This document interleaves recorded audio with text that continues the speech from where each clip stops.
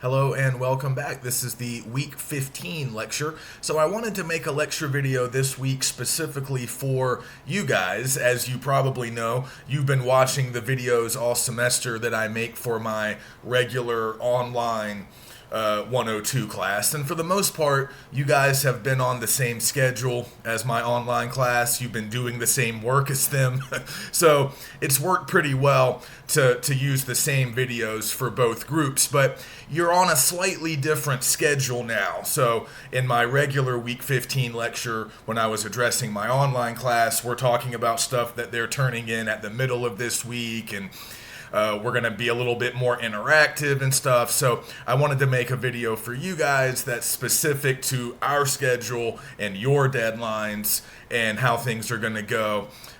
Just talk about how things are going to go this final week. So hopefully we've been drafting. If you watched my lecture back last week, I was talking about drafting. I was talking about putting together rough drafts and how we can go about that. So if you had a good outline, if you had a good plan in place for the paragraphs that you were planning to write, by this point you should have at least a draft started. Okay, you don't necessarily need to be finished with your rough draft yet, but you need to be working on it at this point. Okay, and drafting is one of these things, it takes different people different amounts of time. There's no one right answer when it comes to how long should I spend on drafting, how long should it take me to put together a rough draft. As I tell people, it can be a little frustrating, but English, is not math. It's not science. There's not one correct formula that's always going to yield the right answer. There's a couple of, different ways. There's different approaches to a research paper, and many different approaches can be successful. So as long as you're working, as long as you're putting together paragraphs, you're executing that plan that you had on your outline, that's really what we're doing right now. We're continuing to write. We're continuing to build our drafts. Now, like I said, in my online class, in my other 102s, my live and my online, they're turning rough drafts in the middle of this week, which is a little strange for us because normally I have all of my assignments due at the end of weeks. But I'm having my other 102 guys send everything in on Wednesday. That's not really practical for us. So I'm going to give you guys a little bit more time to finish your rough drafts. Instead of getting them to me at the middle point of the week, I'm going to give you guys this entire week to finish rough drafts. So I would like to see your rough drafts by the end of week 15. And this is week 15. This is the beginning of week 15. Hopefully you're watching this video early in the week. And this is our final week of instruction. This is our final week of class. So we are running low on time. But if you guys can finish rough drafts by the end of this week, you'll then have a handful of days during next week, which is exam week at GBC. You'll have a few days to work with those rough drafts. You'll have some time to turn those rough drafts into final drafts. And that's what I want to talk about today. So we've worked our way up to the final stage of the writing process, which is post-writing. That means revising and editing. So we can't do any post-writing until we have completed rough drafts. That's why I'm giving everybody a lot of time to draft, because it's important to me that we have finished rough drafts. We can't do a whole lot with just a handful of paragraphs. We can't do a whole lot with an incomplete draft. We need to basically see all of our ideas on paper. We need to see that entire plan that we sketched out in our outline. We need to see all of that in our draft. But we know that rough drafts are going to be rough. They're going to contain mistakes. Not everything is going to sound exactly how we want it to sound. Not everything is going to look great. Not everything is going to be super smooth and super polished. That's okay. That's all part of the process, right? With the rough draft, our goal is just to get all of our content in there so we can see what we have, we can see how we're doing, and we can see what improvements need to be made. And that takes us to post writing. Once we have that completed draft, we start working on revising and editing that draft. So I want to talk about these two activities today. These are activities that often get skipped over by students simply because a lot of students don't feel like they have time to revise or edit. In some cases, students might feel like it's not really necessary for them to revise or edit. I think I have some students who just don't want to revise or edit. It seems boring to them. There's lots of reasons why people don't do these things. But at this level, when we're writing a complex, argumentative research paper with a lot of moving parts, we really can't afford to skip post writing. With shorter assignments, maybe a really short essay, you might be able to get it on the first go round. You might be able to just write a single draft of a really short essay and maybe just look over it one time really quickly, make a few corrections, and then submit. That might work. But this is not a short paper that we're working on. This is a 7 to 10 page research paper with 8 sources. I think for us, I put the number at 5, actually. We weren't able to do as much research. I know you guys were limited because, you just don't have access to a lot of these resources. So hopefully we all have the sources that we need now. I am okay with you guys having slightly fewer sources than my other 102 groups. So my normal number is 8 sources. I think for you guys, I said 5. You need to have at least 5 good outside sources that you can use. And I think most of us, hopefully all of us by now, have the sources that we need. I've been trying to send a few additional sources throughout the last couple of weeks. The librarian's been very helpful up in Elko, but if you guys still need anything, it's not too late. Let me know. It's getting close to too late, but it's not quite too late. So if you need more resources, I can send you some stuff early this week, but you certainly need to have all of your sources this week. We really can't continue our research much longer, but you have your sources, you have your own ideas, you have a lot of moving parts here. So we really have to set aside some significant time for post writing. And I just want to talk about how we revise and how we edit. Sometimes these terms are used interchangeably. Sometimes people act like revising and editing are the same things, but they're not. They're related. They're somewhat similar. They're sort of like cousins.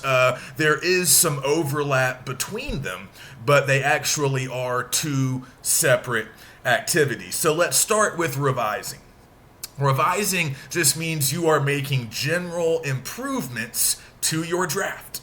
So revising includes a lot of different things, okay? It's a pretty big term. It's a big concept that can refer to a lot of things. So there's different levels of revision. I want us to go through the 3 major levels, starting with the first level, which is the sentence level. So when you first start proofreading your rough draft, you want to really pay attention to individual sentences, right? So proofreading just means you're reading back through the draft. Whatever you have, however many pages you have, hopefully you're near the length requirement. So now you're just reading over what you have from start to finish, but you're paying especially close attention to how your sentences sound. Are they clear? Are they direct? Does one sentence naturally lead or flow into the next sentence? Just read through them. Just get a feel for how your sentences look and sound. A really good way to do this is to read your draft out loud. I always encourage students to do this. A lot of students don't want to. It might seem a little bit strange, but if you do have some time alone, or just some quiet time that you can spend with your draft, you might want to try it. You don't have to speak loudly, but sometimes as you're reading through your work, if you're able to read it out loud, it's easier to catch awkward or incorrect sentences because you can hear them. You can hear that they sound awkward, that they sound strange, or they sound a little bit unclear. And once you hear that, you can say, all right, I need to work a little bit more on this sentence. When we revise sentences, that doesn't mean that we're necessarily rewriting them. It just means that we are tweaking them. We are making improvements to them. And that might mean that we want to change some of the wording around a little bit.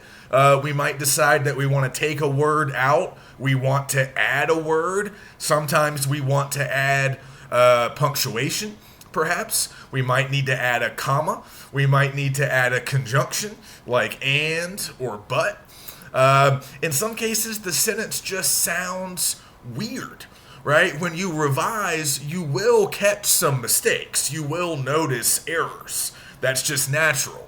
So again, there is some overlap between revising and editing. Editing's all about errors, but when you revise, you will start to find errors. So you can go ahead and start correcting them, cleaning them up as best you can, but you'll notice that some of the sentences that you notice when you're doing sentence level revision, some of them aren't like grammatically incorrect.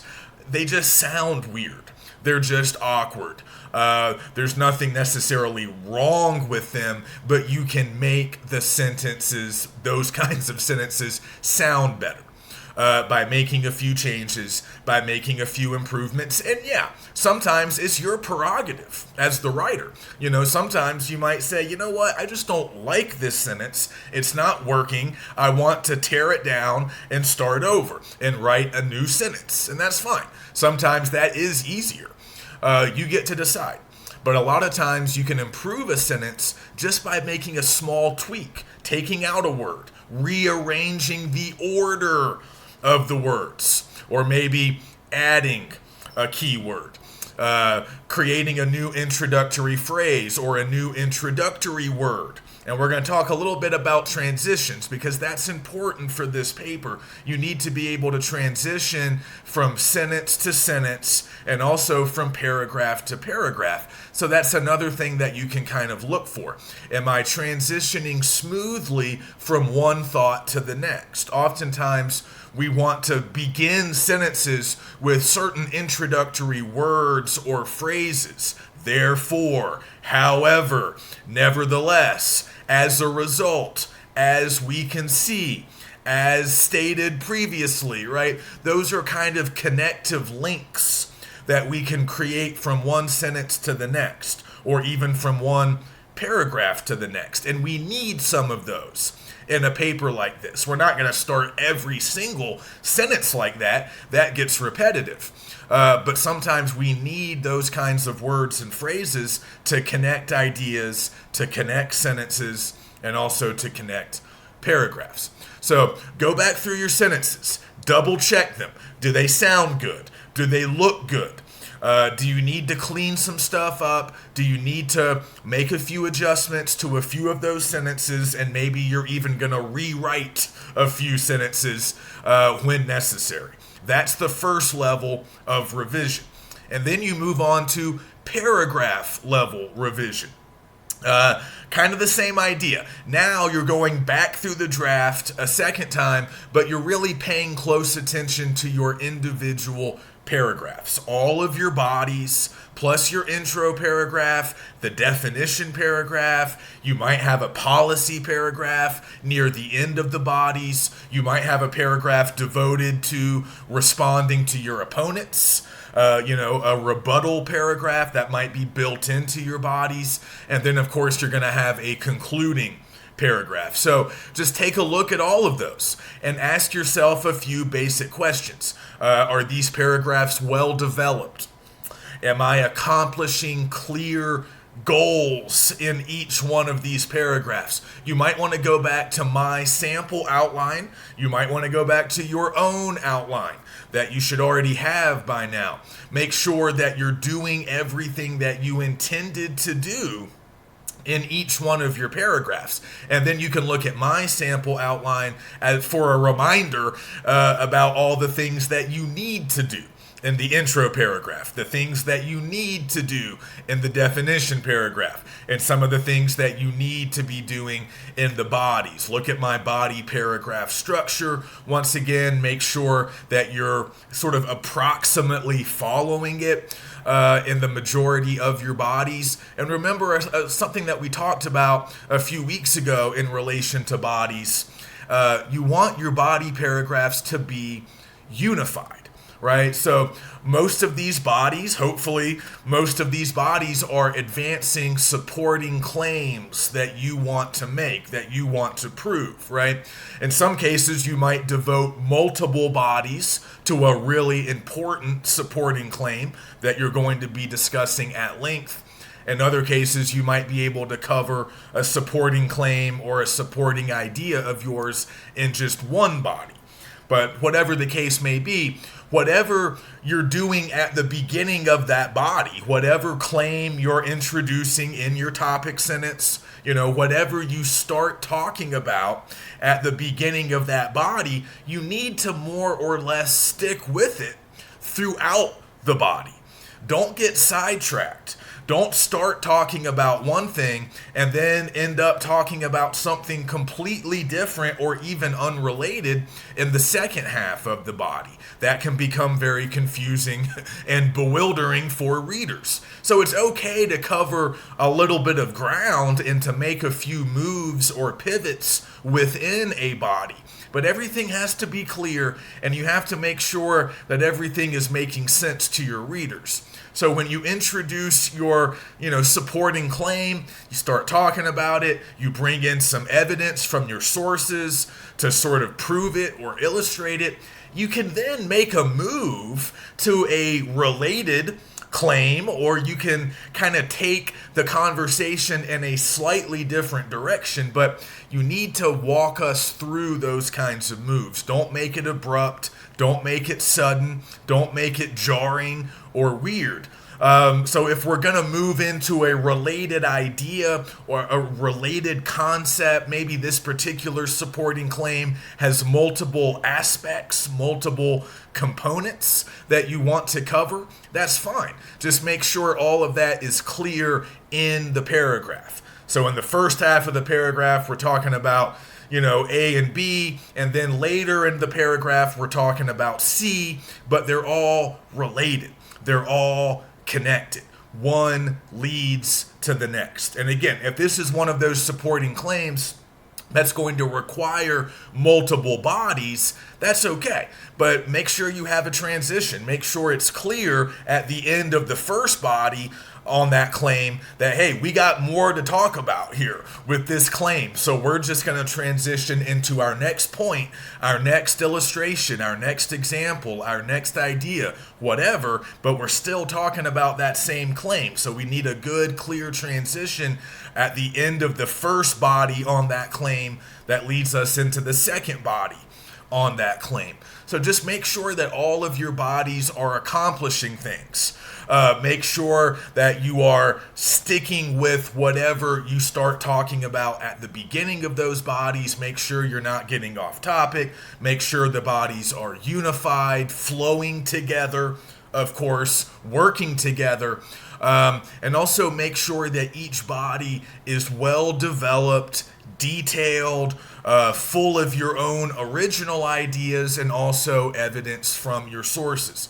So again, remember that sort of layer cake design that we looked at for body paragraphs. I want you to more or less stick with that, right? So the topic sentence at the beginning of the body, that's yours, that's your original sentence. Then you follow up on it with some more specifics that will also come from you. Then you import some evidence from a source, you talk about that evidence, and then you can come back. You get back into your own ideas, your own points. You can either sort of pivot to your next claim, or we can keep talking about the claim that we've been talking about, whatever you want to do. But just make sure these paragraphs are easy to follow. Make sure they have enough content. And yeah, we're just double checking to make sure all of our bodies look good. So like I was saying during our drafting lecture, I mentioned paragraph length. You need to at least have a general idea of how long your paragraphs are.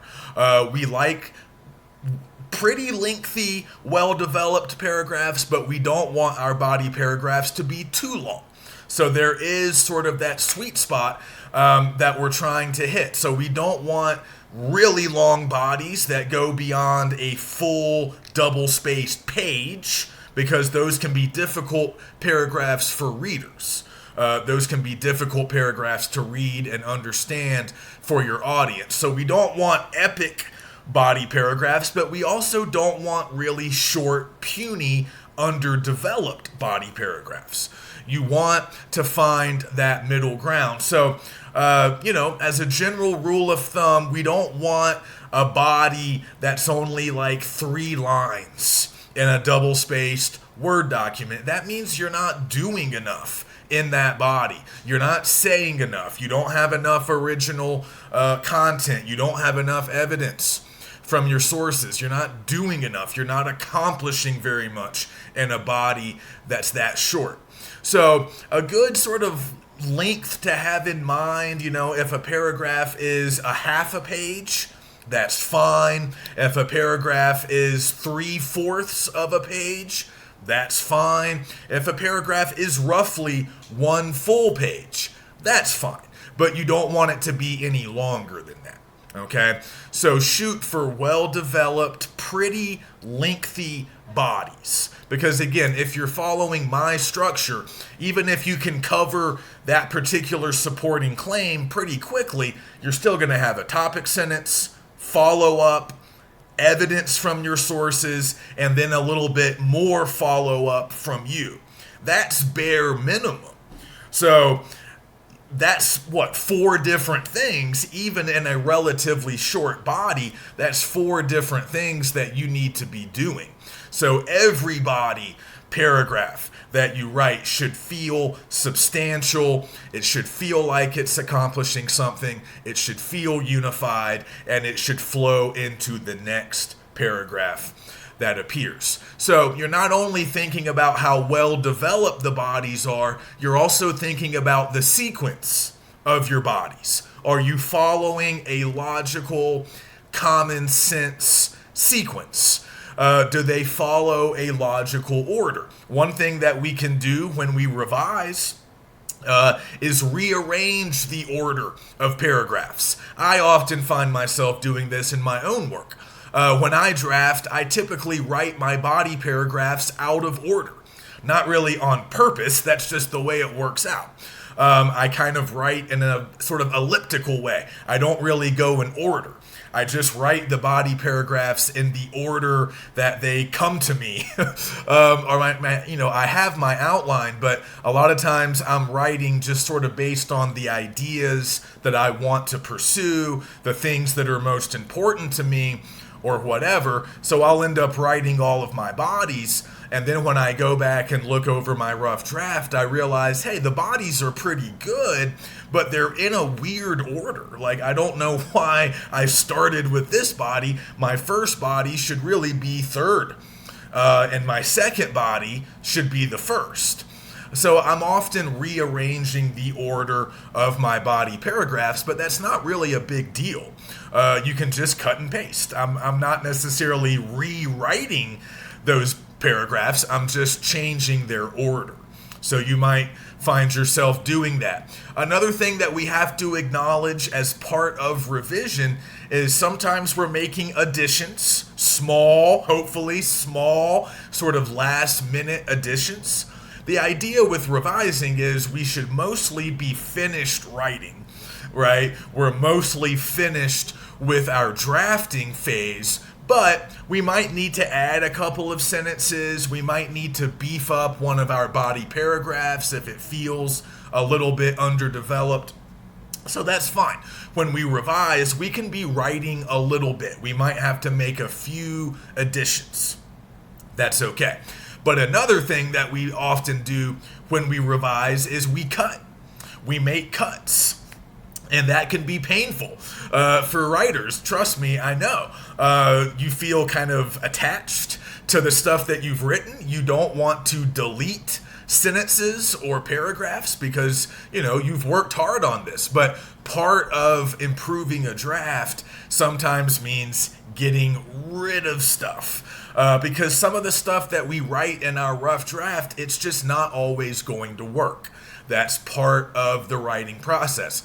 Rough drafts are very imperfect. So even if you have all of your good content in there, you might have one paragraph or a couple of sentences that just aren't working.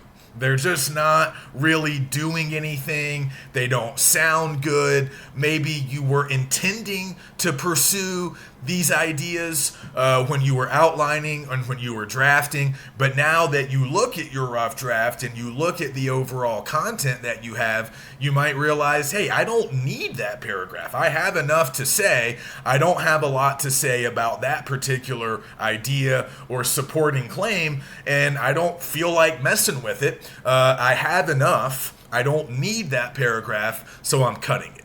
Or you might come across a couple of sentences that are just a wreck, and it would actually be more trouble to make them better than it would be to just get rid of them. So if you're in good shape in terms of the length requirement, these cuts should not be painful, right? If you're over the length requirement, you can get rid of a paragraph that's not working. You can get rid of a couple of sentences that just sound weird and you're not really doing much with them. But of course, it hurts more to make cuts when you're right on that borderline of having enough content. And maybe if you get rid of a paragraph, you're going to be a little bit short of the length requirement, and that's okay. Sometimes with revising, we do have to eliminate ineffective content and replace it with better content. And you should have time to do that. It's not the end of the world if you're writing a new paragraph this week, or if you're redoing your conclusion, or you're making big changes to a body paragraph or two. That's fine. That's all part of revision, and that's why we want to give ourselves a lot of time to revise, so we can make some of these changes. Maybe we're adding a little bit of content. Maybe we're taking some content out. Maybe we're doing both, but you should have time. So after the paragraph level revision, the final thing I want to say about paragraphs is this idea of a reverse outline. This sounds kind of strange, but it's a really good strategy to use when you're conducting paragraph level revision. So we know what outlines are, we have outlines, and we know that traditionally we outline first and then we draft. But now that you've drafted, you can go back and do another outline, a reverse outline, and this is very informal. You can keep it really brief. Basically, all you're doing is going back through all of your paragraphs, and you're writing down just on a scrap sheet of paper, or maybe just keeping it in your head. You're going through each paragraph and asking yourself, okay, what am I doing in this paragraph? And I still do this, and I'll just jot down my answers on a piece of paper. So intro paragraph, I'm introducing my topics. I'm establishing my topic. I only have one. I'm introducing my topic. I'm establishing some basic facts, and then I'm providing my thesis. Check, check, check. That means my intro paragraph is pretty good. All right. My first body. What am I doing? Well, my definition paragraph. What am I doing in my definition paragraph? I write it down. Okay. My first body paragraph. What am I doing? All right. It'd be good if you could identify the supporting claim or idea that you're working with in that first body. It should be easy to identify. You should be announcing it in your topic sentence. And then you can look to see if you're bringing in good evidence from your sources. You can look to make sure that you're following up on that evidence. You're doing something with it. You're making a point about it. You're using it to transition to your next thing or whatever. So you're just looking and jotting down to what you're doing in each paragraph. And if you get to a paragraph and it's hard to write down what you're doing, it's hard to answer the question, what am I doing in this paragraph? That means most likely that you need to work more on that particular paragraph. If you get to a body paragraph in particular and you're like, yeah, I don't know what I'm doing in this paragraph. I don't really know what my point is or what my claim is in this paragraph. I don't see a lot of evidence. It's a short paragraph. I'm not saying very much. It doesn't really seem all that connected to the paragraphs that came before it and the paragraphs that come after it. So just make a note. Put a star next to that paragraph. Make a note to yourself saying, hey, I need to go back and work on that paragraph more. I need to go back to my third body. I don't know what I'm doing in that body yet, so I need to work on it more. That's what the reverse outline is good for. It's just a way to identify weak paragraphs. It's a way to identify them so you can go back and fix them. That's the goal at this point. And then finally, the third and final level of revision is what we call sort of big picture revision. So once you've looked at your individual sentences and paragraphs, I want you to think about your overall argument, the overall argument that you're trying to make here. Does it work? Is it well developed? Do you have enough evidence? Do all of your body paragraphs work together to advance your argument? Do you have a good policy? Are you making everything clear? Do you need to add anything at the last minute or subtract anything in order to make the argument work better? Just ask yourself some of these basic questions. You don't even have to write the answers down. Just think, sit for a moment, think about those kinds of questions, ask yourself those questions. And if you feel good about your argument, if you feel pretty good about your content and you feel like it's working well, you have enough content, you think your argument is pretty persuasive, then it's time to move on to the final step, the final part, not only of post writing, but the final part, the final part of the entire writing process, and that is editing. So once you've revised, it would be great to take a final small break from the paper, if possible, and then come back and spend just like a half an hour editing your paper. The editing needs to be a little bit separate from revision because revision will tire you out. Revision is going to require that you do a couple of different things. So you need to get all of that taken care of, and then you can edit. And editing just means finding and eliminating mistakes. So editing is a lot more simple and sort of focused on just one thing versus revision. Revision's a lot of things. Editing is just finding and eliminating mistakes. That means grammatical mistakes, mechanical errors, formatting issues, typos, hitting the wrong key, entering the wrong word. This would include spelling errors, and also, of course, citation errors. So I told all my 102 students last week that when you're drafting, you really need to be including your in-text citations as you go. Every time you are quoting, summarizing, or paraphrasing from your sources, of course, you need to provide in-text citations in the body of your paper. And I recommended doing that in the rough draft. Don't wait. You don't want to go back at the last minute and try to add all your in-text citations to a completed draft. That's actually a very difficult thing to do. A lot of students try doing that every semester, and that's how a lot of citation mistakes occur. That's how a lot of unintentional plagiarism occurs. So a big part of editing for us, a really big part of it, is looking at your in-text citations, making sure you have enough of them, making sure that they are done correctly. So like we've seen, typically inside the parentheses, for these in-text citations, all you need is the last name of the author of your source and the page number. That's it. If you don't have an author, you can use an abbreviated version of the source's title. And if you don't have page numbers, you can use paragraph numbers if possible. And if you don't have paragraph numbers, or if there's just too many paragraphs to count, you don't need to include numbers at all. So in-text citations are easy to write. They don't take a long time because they don't contain a lot of information.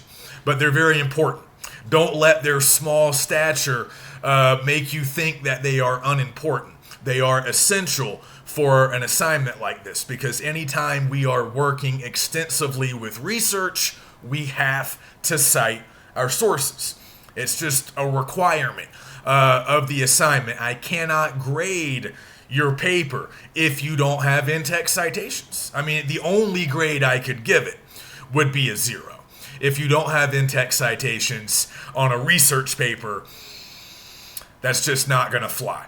Okay, so you're double checking your in-text citations, and you need to glance over your works cited page as well. Remember, the works cited page will be the final page of your document. So if you have a 7-page research paper, the works cited page will be page 8. Okay, the works cited page gets its own page. Don't shove it at the bottom of the final page of your essay. It gets its own page, and you might fill up the better part of that page because you're going to have at least 5 outside sources, and 1 or 2 of you might have more than 5. But just make sure that every source that you use in the paper appears on the works cited page. That is essential. That is mandatory. So every source that you're providing an in-text citation for in the body of your paper needs to appear on your works cited page. And also vice versa. Everything that's on the works cited page needs to show up at least once in your paper. That means I need to see at least one in-text citation for every source that appears on the works cited page. So you just want to make sure that you're being consistent between the 2 levels of MLA citation. The in-text citation is level 1, and then the works cited page is level 2. Make sure those 2 levels correspond. Make sure there's no inconsistencies between them, because that can lead to problems. All right. So you're double checking your citations, but also as you revised, you've already noticed a couple of mistakes, maybe a couple of things that you need to fix or clean up. So perhaps you've already made a few notes. You can go back through some individual sentences, make corrections. You don't necessarily have to know what mistake is occurring. You just can kind of base it on how these things sound. How do these sentences sound? Are they clear? Can you make them sound better? There will be some obvious mistakes that you can probably identify, like sentence fragments, run-on sentences. Oftentimes you just need to add punctuation and conjunctions to fix run-ons. So I've tried to help a little bit with some of the sentence level errors that have been occurring throughout the semester, but for the most part, we haven't had a ton of those in this group. But there will be some mistakes. It's just inevitable with any rough draft. you're going to have some grammatical mistakes, some missing punctuation, and just weird stuff. Like you might sometimes forget to capitalize the first letter of the first word of a sentence. Easy stuff. You leave off a period at the end of a sentence. Easy to fix. And if you just come across a sentence that sounds weird and awkward, it might be a run-on, you're not quite sure. It might be a comma splice, you're not quite sure. You don't have to necessarily know the name of the mistake. You just need to fix it. Okay? If the sentence doesn't look good, doesn't sound good, fix it. Figure out how to make it sound better. You might want to break it up into two separate sentences. You might just want to import some punctuation. You might want to change the order of the words around. Whatever you want to do, it's your choice. It's your prerogative as the writer, as long as you're making it better. So one thing that I'm trying to send you guys this week, it's another video. I don't know if you'll have time to watch it, but it's a video I use for all my classes. I made it years ago. But it's just a little kind of fun. It's not really fun. I call it fun with grammar and punctuation, but it's just a little tutorial that's designed to help students eliminate the most common mistakes that I find in student work. So I just kind of run through stuff like run-ons, fragments, comma splices, missing punctuation after introductory clauses or phrases. And I just tell you how to fix those types of common mistakes. So I'm going to send that video. Hopefully you guys are able to watch it. If you feel like you need it, it's there. And I'm just kind of providing some easy ways to correct these common mistakes. Just a little troubleshooting guide that you might find useful. So yeah, you're looking for those kinds of mistakes, but you're also going to just find some typos. That happens, right? In a rough draft, we meant to hit the K, but instead we hit the J. Sometimes we type in the wrong word. We meant to say quite, but we typed quiet. And if you're using Microsoft Word, Word's not going to flag that because quiet is a word. And if it's spelled correctly, Word's not going to tell you to replace it. Word doesn't really know what you intend to say. So that stuff is not going to get flagged. You're going to have to find those kinds of mistakes yourself. But obviously, if you are using Word, you should never have any misspellings in a final draft because Word will find those for you. And sometimes Word will even identify grammatical mistakes within sentences. So use the red and green squiggly lines that you get from Microsoft Word if you're using Word. But you're going to find typos. You're going to find just weird stuff as you read through the draft. So you're cleaning up. You're making corrections. You're double checking all of your citations. These are the final steps before you submit the final draft. And also do a final formatting check. Make sure the whole document is double spaced. Make sure your margins are 1 inch on the sides and at the top and bottom. Make sure your font is 12 sized. Just make sure everything looks good. We know the format for, formal essays. We make sure your heading is in the upper left-hand corner, only on page 1. Make sure that you have page numbers in the upper right-hand corner. Make sure your works cited page looks good. Again, that's the final page of the document. And just, make sure everything looks and sounds good before you submit. And that's it. So let's talk about final deadlines because, again, these are a little bit different for you guys versus my other classes. So I would like to see rough drafts by the end of this week, okay? So by the 15th or really by the 16th, that's next Monday.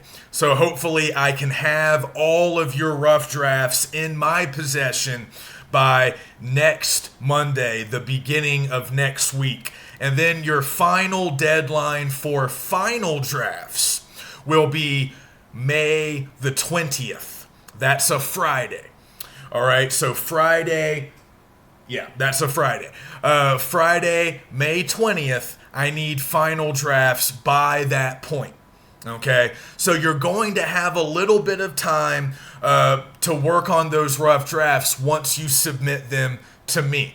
Now, I'm going to try to give you guys a little bit of feedback on the rough drafts. I won't have time to give you a lot because I'm obviously, going through a lot of grading this week and next. But I'll do what I can. There's only 4 of you, so I'll try to give you some personalized feedback on those rough drafts. I know it takes a little bit of time for your work to get to me and then to get back to you, but we'll try to do this quickly. So if I have your drafts by next Monday, I will look at them as soon as I get them, because I won't have regular class next week. Again, this is our final week of class. So I'll be at home working all day next Monday. So as soon as I get your drafts, I'll look at them. I'll provide some basic feedback. I'm not going to edit them for you, but I can at least tell you a few things that you need to do as you're revising and editing. So I'll give you a little bit of feedback, and I'll get that stuff to Neil as soon as I can so you guys can get your rough drafts back from me maybe a day or 2 later, and then you can use my feedback to help guide you as you conduct your post writing. All right, so at the very least, you should have a day or 2 to work with my rough draft feedback and get your final drafts finalized. But we can be a little bit flexible. I know you guys have limited time to work on this stuff. So I would like to have everything by Friday the 20th, but I can be a little flexible. I could even wait on, the absolute latest that I can wait would be Monday the 23rd. Okay, I have to have everything by then because GBC grades are due by Tuesday the 24th. I have to enter all my grades by 5 p.m. on Tuesday the 24th. But if I have your final draft by Monday the 23rd, I will have time to grade it. So let's just do the best we can. You guys can, communicate with me through Neil or however it works best. But just talk to me. Let me know what you need. Let me know if you need any final sources this week. I've looked at your bibliographies. It looks like most of our research is in pretty good shape. But let me know if you need any last minute source additions. We can do that this week. Hopefully I'm looking at your rough drafts early next week. And then if you can get your final drafts to me between the 20th and the 23rd, we should be in good shape. But talk to me. Let me know if you need any extra help. And I've enjoyed working with you guys. I hope you've gotten something out of this class. And let's finish strong here. Let me know what you need, and I will talk to you soon.